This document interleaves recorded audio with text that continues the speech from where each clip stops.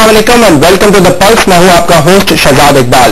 पिछले चंद हफ्तों से हम देख रहे हैं कि जो सियासी सूरत हाल है वो बिगड़ती जा रही है। बड़ी अजीब व गरीब इस वक्त पॉलिटिकल सिचुएशन है पाकिस्तान में।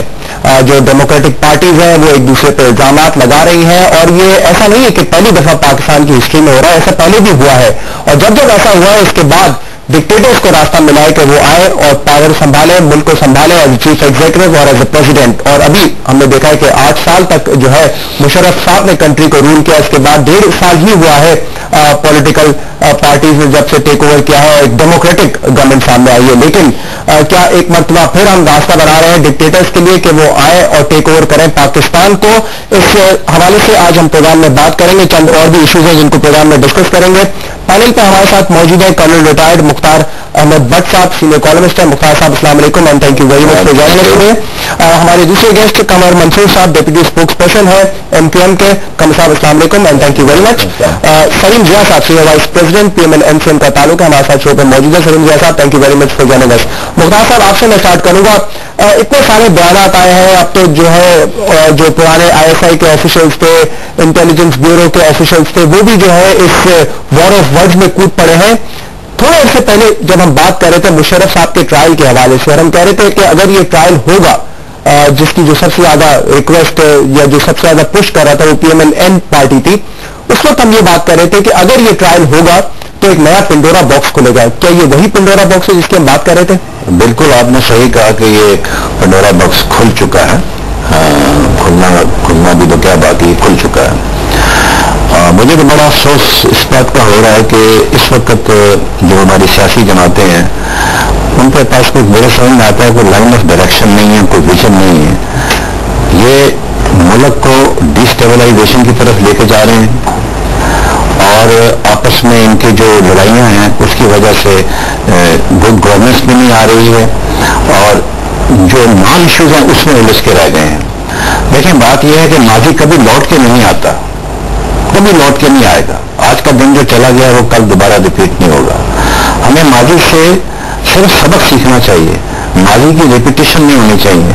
हम में से कोई भी माजी का सबक सीखने को तैयार नहीं है।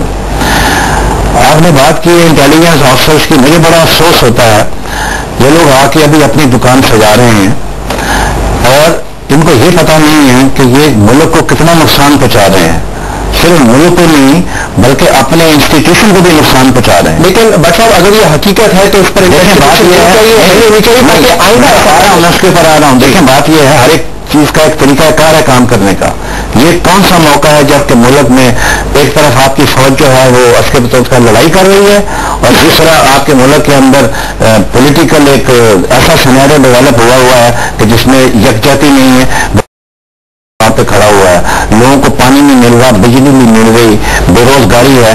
तो उस ऐसे मौके के ऊपर इस तरह का एक बंदे को पेश कर देना और उन्होंने आके एक माजी को खोल कर रख दिया, उनकी तो अपनी रेपुटेशन ठीक नहीं रही है। He has been misusing the authority as a ISI officer. जिनको सजा भी मिली थी, 8 साल की सजा मिली थी, था, लेकिन वो माफ हो गया। दूसरी बात यह है कि मैं ये समझता हूं कि चाहे वो लेफ्टिनेंट जनरल है फौज का, चाहे वो ब्रिगेडियर है या वो मेजर है या कर्नल है, it is material. At least they should owe loyalties to their institution. ये लोग तो अपने इंस्टीट्यूशन से भी डिसलॉयल हो रहे हैं। ठीक है, सलीम साहब आपकी तरफ में आना चाहूंगा। आपसे मेरी बात हुई थी 31 जुलाई को जो सुप्रीम कोर्ट का फैसला आया था, उसके बाद जिम्मेदारी आप इसकी कबूल करते हैं कि पीएमएल अपना डायरेक्शन जो है उन्होंने चेंज किया है जब ये सुप्रीम कोर्ट फैसला आया इसके बाद? क्योंकि पहले तो आप चले कुछ काम की चीजों पे बात कर लेते थे, लेकिन ये जो मुशर्रफ के ट्रायल के पीछे आप पड़े, इससे जो है सब तमाम चीजें बिगड़ गई। आप एक्सेप्ट करते हैं, जिम्मेदारी लेते हैं चीज की? हम तो देखें बहुत बुनियादी बात कर रहे हैं। अब उसके दूसरों पर उसके क्या असरात पड़ते हैं उससे तो हमें गर्ज नहीं है। हम तो एक बहुत मामूली, बहुत सादा बात कर रहे हैं कि एक शख्स को, जिसको सुप्रीम कोर्ट ने यह फैसला दे दिया कि 3 नवंबर का जो उसका फैसला था वो गैर आईनी था, गैर कानूनी था। हम ये कह रहे हैं कि उसे आर्टिकल 6 के तहत उसके खिलाफ कार्रवाई होनी चाहिए। अब वो अपने आप को डिफेंड करना चाहे तब उनकी मर्जी है, वो डिफेंड ना करना चाहे उनकी मर्जी है, लेकिन हम समझते हैं कि वो बात अमली तौर पर कोर्ट में आनी चाहिए, फैसला होना चाहिए कि सही बात क्या है, दूध का दूध और पानी का पानी होना चाहिए, ताकि ये फैसला हो जाए कि जुर्मदार असल में है कौन। ہمارا موقف یہ ہے. آپ کا موقف تو بڑا سمپل ہے، لیکن مجھے یہ بتائیں، پہلے تو ہم بحث کرتے تھے کہ نواز شریف صاحب کے لنک تھے ضیاء الحق صاحب کے ساتھ، ان کے دور میں وہ چیف منسٹر بھی تھے. اب یہ جو نیا پنڈورا باکس کھلا ہے، اس میں تو یہ بھی پتہ چلتا ہے کہ نواز شریف کا نام آتا ہے بے نظیر بھٹو صاحبہ کی حکومت گرانے میں، اور ان کے ساتھ ISI کے اور آرمی کے دوسرے آفیسر بھی موجود تھے، اور القاعدہ جو ہے اس چیز کو سپورٹ کر رہا تھا. بات اس حد تک پہنچ چکی ہے، تو آپ سمجھتے ہیں کہ اس چیز کی بھی انویسٹیگیشن ہونی چاہیے کیا؟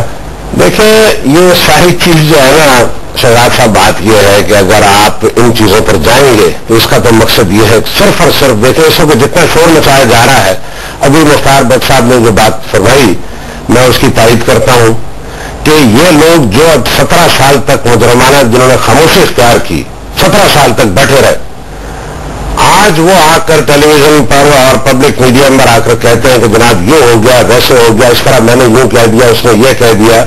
سوال یہ ہے کہ یہ ٹائمنگ کیوں ہے؟ یہ ٹائمنگ انہوں نے اس لیے چنا ہے. دیکھیں ان کی کریڈیبلٹی میں سمجھتا ہوں کہ -0 ہے ان دونوں افسران کی جن کی بات کی جا رہی ہے. دونوں جرمدار ہیں، اور بریگیڈیئر امتیاز احمد اور اسد درانی صاحب. اسد درانی صاحب کی بات نہیں کر رہا میں، کر رہا یہ بریگیڈیئر نصیر اختر کی بات کر رہا ہوں. درانی صاحب کا اسٹیٹمنٹ اگر آپ نے دیکھا ہو تو دو اسٹیٹمنٹ آئے ان کے، دونوں آپ کی پارٹی کے خلاف جاتے ہیں، وہ آپ کی قائد کے خلاف جاتے ہیں. میں سمجھتا ہوں کہ جو بھی شخص 17 سال کے بعد آج بات کرے گا، خواہ وہ سویلین ہو، سیاستدان ہو، یا فوجی افسر ہو، یا جنرل ہو، اس کی کریڈیبلٹی 0 ہے. اگر اس سے سب سے پہلے تو یہ پوچھا جائے 17 سال تک تم نے خاموشی کیوں اختیار کی، کس کے کہنے پر خاموش رہے، اور آج کس کے کہنے پر یہ زبان کھول رہے ہو، اور اس ٹائم پر کیوں کھول رہے ہو جبکہ ملک ایک مخصوص حالات سے گزر رہا ہے. آپ کیا سمجھتے ہیں کہ کیوں اس وقت ان چیزوں کو سامنے لے کے آیا جا رہا ہے؟ بہت آسان.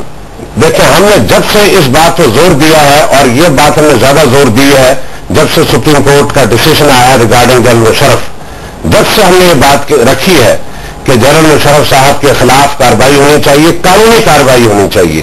ہم نے یہ نہیں کہا کہ ان کو لا کے یہاں پر جیل میں ٹھونس دیا جائے، ہم نے یہ کہا کہ ان کے خلاف کارروائی ہونی چاہیے تاکہ مارشل لاز کا رستہ روکا جا سکے. اور جن لوگوں نے یہ کام کیا ہے ان کے خلاف، خواہ وہ جنرل ایوب ہو، جنرل ضیاء الحق ہو، جنرل یحییٰ خان ہو، کوئی بھی شخص جس نے یہ کام کیا ہو، جو اس کا سربراہ ہو، جو سرغنہ ہو، جس کے کہنے پر یہ کیا گیا ہو، میں سمجھتا ہوں جب تک اس کو سزا نہیں دی جائے گی، جب تک یہاں پر ایک جنرل کرامویل کی مثال نہیں قائم کی جائے گی، وہ مثال نہیں بنا تھا کہ یہاں پر ماشاء اللہ ریزولوشن لے کر آپ بھی آ سکتے ہیں، لیکن آپ خود جو ہے ایک ایسی شامل کر رہے ہیں کہ جو دلوں ہو، جس سے کام دلوں ہو. شہزاد صاحب دیکھیں ایک بات بڑی واضح طور پر سن لیں، آپ خود قانون سے بہت واقف ہے، اس کام کے لیے ریزولوشن کی ضرورت نہیں ہے. کانسٹیٹیوشن میں آلریڈی موجود ہے، آرٹیکل 6 موجود ہے، اس میں کسی جگہ آپ اس کے سارے پیراس پڑھ کے دیکھ لیں، اس میں کسی جگہ نہیں ہے کہ جو شخص یہ کام کرے گا اس کے خلاف ریزولوشن، اور وہ بھی یونانیمس ریزولوشن لایا جائے گا تب اس کے خلاف کارروائی ہوگی، کسی جگہ نہیں ہے. ٹھیک ہے. دوسری بات یہ ہے کہ دیکھیں میں آپ سے عرض کروں کہ یہ مارشل لا کے راستہ روکنا، یہ ریزولوشن سے بھی بات نہیں بنتی. ابھی آپ نے ابھی ریزولوشن آپ نے پاس کیا کو اگر روکنا کے حوالے سے ریزولوشن پاس کیا، یونانیمس کیا. ماشاء اللہ جب اس ملک میں آیا ہے اس کی سب سے بڑی ذمہ داری ملک کے پولیٹیشین ہے. بالکل ہے. اگر وہ ایک دوسرے سے لڑتے رہیں گے اور عوام کے مسائل پر دھیان نہیں دیں گے تو عوام خود چاہے گا. آپ کو بھی پتا ہے جب مشرف صاحب آئے تھے اس وقت مٹھائیاں بانٹی تھی، عوام خوش تھی، وی اور ریلیف. وہ ایجنسیوں کے لوگوں نے پارٹی تھی، سیاستدانوں نے نہیں پارٹی تھی. وہ مثال سیاستدانوں کو جاتی آپ نے دیکھے باہر ایک چارج لگا، اس کی آپ بات سن لیں پوری. دیکھیں جو فوجی جنرل جو مارشل لگاتا ہے وہ دودھ پیتا بچہ نہیں ہوتا. وہ PMA سے پاس آؤٹ جب ہوتا ہے as a cadet, he takes oath کہ میں پاکستان کی سیاست میں حصہ نہیں لوں گا، میں پاکستان کے آئین کی پاسداری کروں گا. وہ دودھ پیتا بچہ ہے کہ اس کو لوگ 4 لوگ جا کے کہیں کہ آرٹیکل 6 کانسٹیٹیوشن میں موجود ہے، اس کے باوجود اگر وہ لگتا ہے، میں سمجھتا ہوں وہ جرمدار ہے، اس کو سزا ملی.